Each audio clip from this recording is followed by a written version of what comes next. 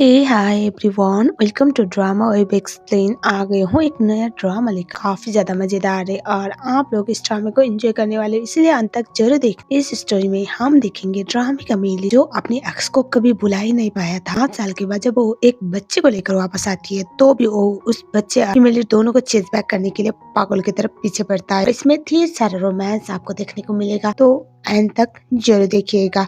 नए हो तो चैनल को भी सब्सक्राइब जरूर कर लिए। एपिसोड के स्टार्टिंग में फीमेल लीड यांसी को दिखाया जाता है जो अपना बच्चा लोलो को पकड़ के भाग रही होती है हॉस्पिटल की तरफ। उसका बेबी बीमार था और हमें दिखाया जाता है वो भागते भागते ड्रामे के मेल लीड से टकरा जाता है और उसके बाद वो उससे बोलते हैं आई एम सॉरी सर। लेकिन जैसे ही ये दोनों एक दूसरे को देखते हैं उसके बाद तो दोनों ही शॉक में आते क्योंकि इन दोनों का कोई तो पास था जो काफी ज्यादा खतरनाक। और तभी हमें दिखाया जाता है एन बोलता है यांसी को तुम कब आई वापस। और तभी वो कुछ बोलती है उससे पहले लोलो बोलता है मम्मा मुझे बहुत दर्द हो रहा है, प्लीज जल्दी से डॉक्टर के पास चलो, मुझे बहुत ज्यादा सर दर्द हो रहा है। ये सुनने के बाद अभी वहाँ पर एनसी बोलती है कि हाँ ठीक है बेबी चलो, और उसके बाद वो डॉक्टर के पास अपने बेबी को लेकर चली जाती है। उसके बाद हम देखते हैं अपने बेबी को वार्ड में छोड़कर मेडिसिन लेने के लिए बाहर की तरफ आ रही होती है, तो उस समय पर जेन उसे सीक्रेट कोने पे ले जाता है जहाँ पर ज्यादा लोगों का आना जाना नहीं था। और उसके बाद जेन उससे बड़े पैशनेटली किस करने लगता है। यांसी तो शॉक में आती है और वो अपने आप को छुड़ाने की ट्राई करती है। इस दौरान वो उसे काट देती है और तभी हंसता है और वो बोलता है आज भी कुछ भी नहीं बदला, आज भी तुम किस करते करते काट देती हो ना, ज्यादा ही एक्साइटेड हो जाती हो। 5 साल हुआ हो। यांसी बोलती है बदतमीज आदमी, तुम यहाँ पर क्या कर रहे हो और मुझे यहाँ पर क्यों ले आए हो। और तभी होता है कि यांसी को कॉल आ रहा था, फोन पे नाम सेव था डार्लिंग लिखकर। और उसके बाद वो फोन उठाती उससे पहले जेन उसका फोन छीन लेता है और उसके बाद वो यांसी के बहुत करीब जाता है, बोलता है कि बात बताओ रास्ते में दिल से इम्प्रेस्ड है या फिर आज भी तुम्हें इतना नहीं आता जितना मुझे आता। तुम्हें याद है 5 साल पहले किस तरह से तुम मेरे साथ वो सब कुछ क्या करती थी, तो कुछ बदला या आज भी ऐसा है, मुझे तुम्हारे साथ ट्राई करना है, ऐसा वो बोलता है और उसे जोर का तमाचा लगाता है। उसके बाद यांसी से बोलती है तुम्हारा दिमाग खराब हो गया है। और तभी वो उससे बोलता है कि 5 साल हो गया लेकिन आज भी मैं तुम्हारी किसी भी चीज को भूल नहीं पाया हूँ, तो एक काम करते हैं हम दोनों साथ आ जाते हैं। और ये सुनने के बाद वो बोलते हैं तुम्हारा दिमाग खराब हो गया, हम दोनों का जो भी था 5 साल पहले खत्म हो चुका है, तो आप मुझे परेशान करना बंद करो, थोड़ा सा दिमाग लगाओ, हमारे बीच में कुछ नहीं है नॉर्मल। और उस टाइम पे वो उससे हक करके बोलता है कि नहीं हमारे बीच में सब कुछ नॉर्मल, आज भी मैं तुम्हारा लोयल डॉग हूँ जो तुमसे बेपनाह प्यार कर, लेट्स गेट बैक टुगेदर, ऐसा वो बोलता है। यांसी बोलती है कि ज्यादा कुछ मत बनो। और उसके बाद वो बोलती है हमारे बीच में जो भी था वो 5 साल पहले खत्म हो चुका है और वो कभी भी दोबारा नॉर्मल नहीं। बाय बोल के वहाँ से वो चली जाती है। सेन थोड़ा सा सैड होने लगता है, मन ही मन में बोलता है कि मैं तुमसे कभी दूर था ही नहीं और अभी वापस आ गई हो तो अब दूर जाने का सवाल पैदा भी नहीं होता है यांसी। उसके बाद उसके पीछे पीछे जाता है और वो बोलता है ओ हेलो मिसेस ए, वो बोलता है हेलो और वो उसको देखती है। वो बोलता है तुम्हें अपना फोन नहीं लेना। अभी वो फोन छीनने वाली थी तो वो देता नहीं और करीब खींचता है और तभी हाथ पे टैटू था। और तभी हमें दिखाया जाता है बोलती है एक काम करो तुम ही रखो, मुझे नहीं चाहिए फोन, मैं नया ले लूंगी। और तभी जी को बोलता है अगर तुम्हारे हस्बैंड ने कॉल किया तो क्या करोगी, नहीं लगता अब नहीं और मुझे डिस्टर्ब मत। वो बोलता है बच्चा कितने साल का है, वो बोलती है 5 साल का। और तभी यांसी थी उसको शेन बोलता है एक बात बताओ तुम्हारा इसमें हॉस्पिटल में अकेला छोड़कर वो अभी भी आया नहीं। तो यांसी जॉन से में कि तुम्हारा हस्बैंड बहुत अच्छा है ठीक है ना, मुझे भगाने के लिए। वो बोलती है कि तुम्हें डिसाइड करने वाले कौन होते हैं। और तभी वो बोलता है कि अगर चांस दोगी तो तुम्हारे बेबी का नया फादर। वो बहुत परेशान होती है और तभी हमें दिखा जोड़े बोलता है मॉम यहाँ पर शोर शराबा किस बात। तभी वो उसके पास जाती है, वो बोलता है मम्मी मुझे माफ कर दो, मेरी वजह से आपको बार बार इतनी सारी मुसीबतें झेलना। वो बोलते हैं नहीं नहीं कोई बात नहीं बेटा इट्स ओके।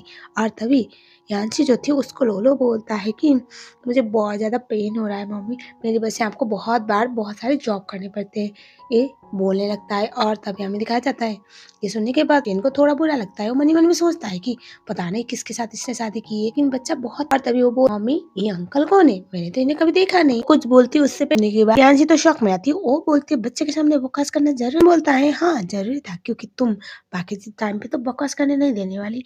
और उसके बाद वो बोलता मैं तुम्हारी मम्मी का बॉयफ्रेंड। यांशी अपनी बेबी को बोलती है मैंने बोला था ना स्ट्रेंजर के साथ बात नहीं करती, तो अंकल को इग्नोर करो, अंकल कोई नहीं है। और तभी लोलो बोलता है पर मम्मी इन्होंने तो बोला ना कि ये आपकी बॉयफ्रेंड है।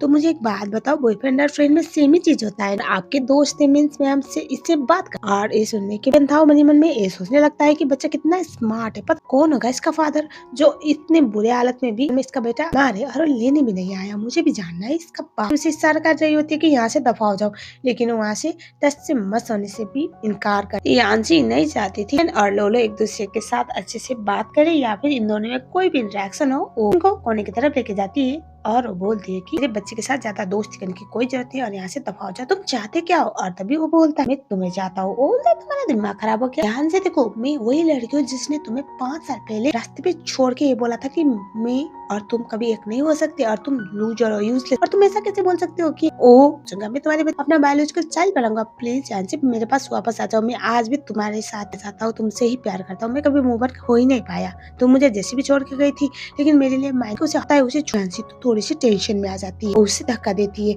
और वो वहाँ से चली जाती है। यांसी घर पे होती है, उसके दोस्त उसे कॉल कर रही थी और जो डार्लिंग ने हमसे सेव था वो उसी के दोस्त का नाम बोल रही होती है कि 5 साल पहले जिस सिचुएशन में तुम उसे छोड़ के गई थी, अब तुम्हें लगता है कि उसके पास जाना अच्छा ऑप्शन। अगर वो व्हील से चले तो तुम अपने बच्चे के बारे में सोच सकती हो। तभी वो उससे बोलती है तुम्हारा दिमाग खराब हो गया। ट्रस्ट में उसे छोड़ के गई थी ना, वो मुझसे रिवेंज ले। ऐसा भी हो सकता है कि वो मेरे बच्चे से रिवेंज लेगा। तभी उसके दोस्त बोलते पर वो आई थिंक अगर उसको सच पता चलेगा तो वो बोलती है कि ऐसा कुछ भी नहीं है, उसको सच बताने की कोई जरूरत नहीं। मैंने उसे सोच समझ के छोड़ा था। इनफैक्ट मैं इतने सालों से अपने बच्चे को अकेले पाली हूँ। मैं कभी भी चाहती नहीं हूँ कि उसको मेरे और मेरे बेबी के बारे में पता चले। अभी के लिए हम दोनों का अलग होना ही सही है, बोला। ऐसा बोलने लगती है और उसके बाद हमें दिखाया जाता है अगले सीन में, जहाँ पर यांसी बहुत ज्यादा परेशान थी अचानक से उसके लाइफ में एंट्री लेने के लिए और वो फिंगर ऐसे क्रश हो रही थी। चैन उसका पीछे फ्लैशबैक टाइम जहाँ पर यांसी अचानक उसे छोड़ के जा रही होती है, तो सारा सवालों का जवाब लेने के लिए उसका वेट कर रहा था। अरे बारिश में वो उसे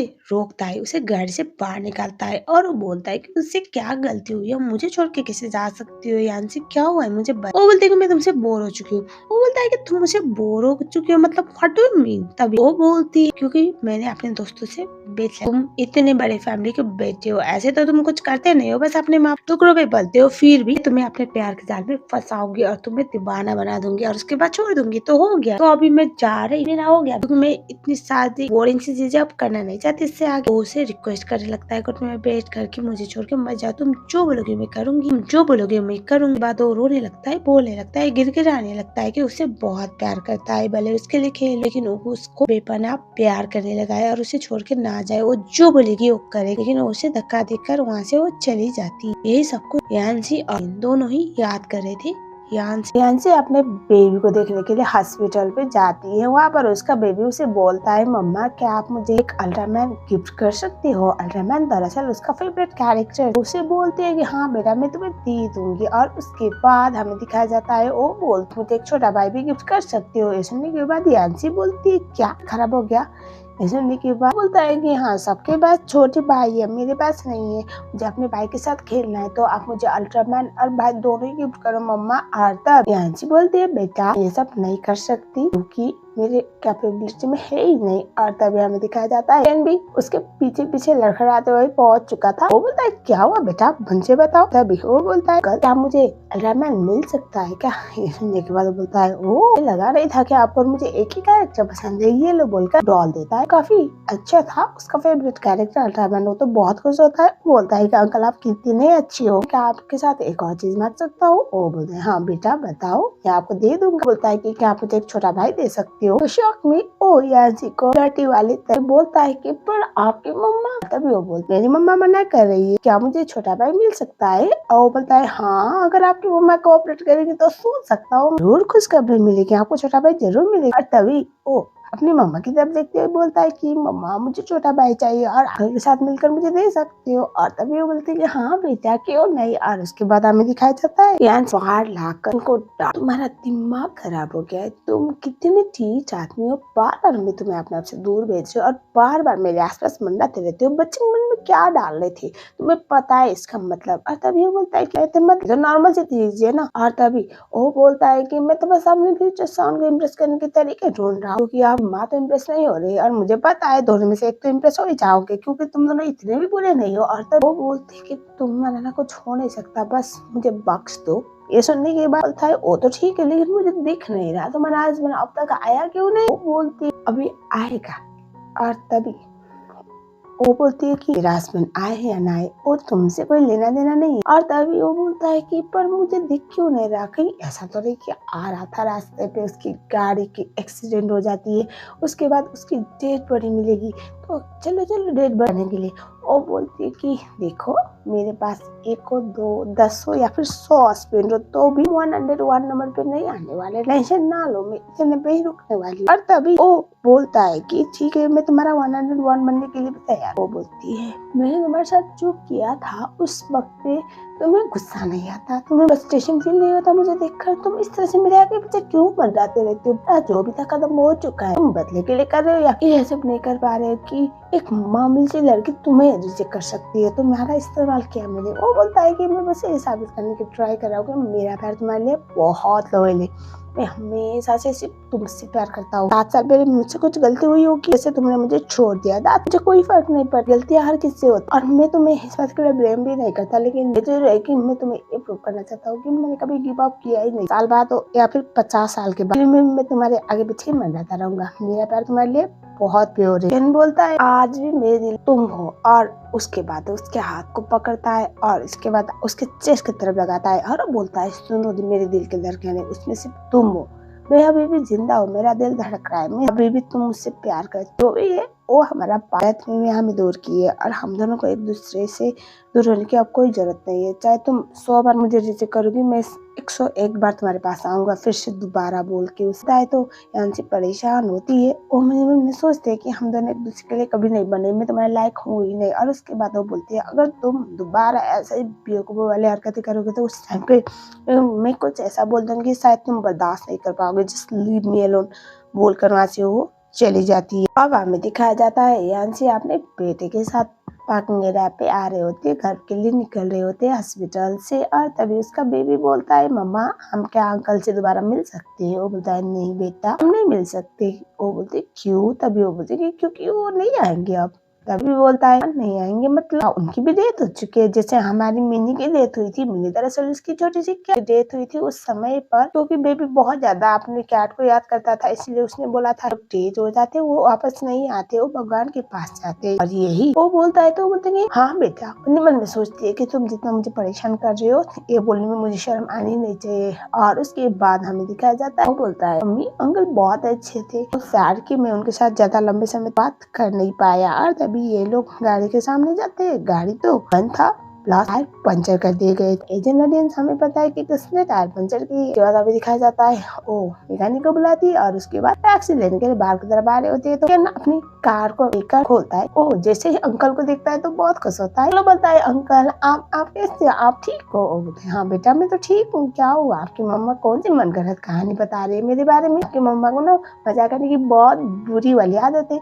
और तभी हमें दिखाया जाता है जो यांसी होती है बोलती है कि तुम यहाँ पर क्या कर रहे हो? तभी वो बोलता है कि तो हम लोगों को आपके घर तक छोड़ने के लिए आया था, चलो आओ आओ। वो बोलती है कि नहीं कोई जरूरत नहीं है आपके एहसान की, मैं चले जाऊंगी, हम टैक्सी में जाएंगे। तभी तुम तो बहुत ज्यादा रूड हो, मुझे पता है, मैं तुम्हें पहले से ही जानता हूँ, लेकिन तुम्हारे बच्चे की क्या गलती है? बेटा आओ गाड़ी में। उसके बाद मजबूरी में आना पड़ता है क्योंकि यहाँ पर बच्चा कुछ ज्यादा ही फ्रैंक था एज के साथ। और उसके बाद हमें दिखा जाता है गाड़ी में जाते जाते वो बातों बातों में अच्छे से एड्रेस फोन नंबर तक ले लेता है, यांसी परेशान होती है। उसके बाद वो के नीचे आता है, उस टाइम पे उसे घर का नंबर भी पूछता है, अपार्टमेंट नंबर तो बता नहीं रही थी लेकिन बच्चा बता देता है। और उसके बाद वो लोग वहाँ से चले जाते हैं और हमें दिखा जाता है उसके बाद फौरन अपने बंदे को कॉल करके बोलता है कि उसी अपार्टमेंट के दूसरे वाले साइड पर मुझे अपने लिए एक नया अपार्टमेंट चाहिए और ट्राई करके वहाँ पर सारे फैसिलिटीज हो, अगर कोई रह रहा है तो भी उसको डबल पैसे दे के वहाँ से हटवाओ, ऐसा वो बोलता है। यांसी अपने ऑफिस पे जाती है जहाँ पर आज उसका एजेंट न्यू ज्वाइनिंग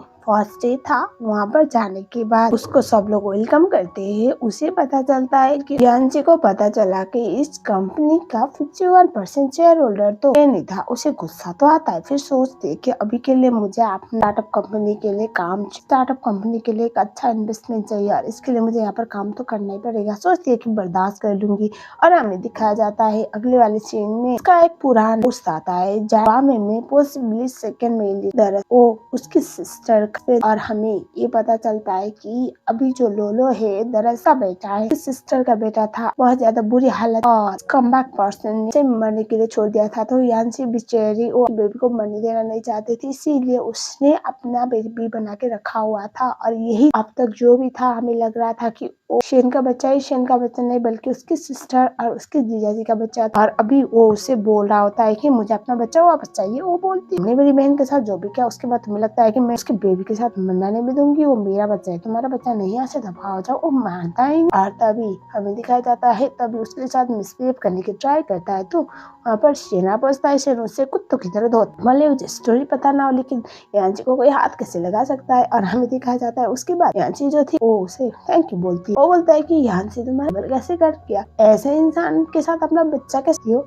ये सुनने के बाद लगती है वो मन में सोचती कि अच्छी बात है कि लगे कि ये मेरा। उसके बाद वो बोलते हैं कि क्या फर्क पड़ता है शेन, ऐसे भी मेरा चॉइस तो पहले से ऐसा ही तुम्हें पता है। दरअसल हुआ क्या है ना, मैं बहुत ज्यादा डेस्परेट थी एक बच्चे के लिए, तो भी करो, राह चलते इंसान से भी करो। उसके पास किसके बोलता है कि यांसी क्या हो गया है तुम्हें, अपना लिमिट इस तरह से अपना क्लास कैसे कटवा सकती।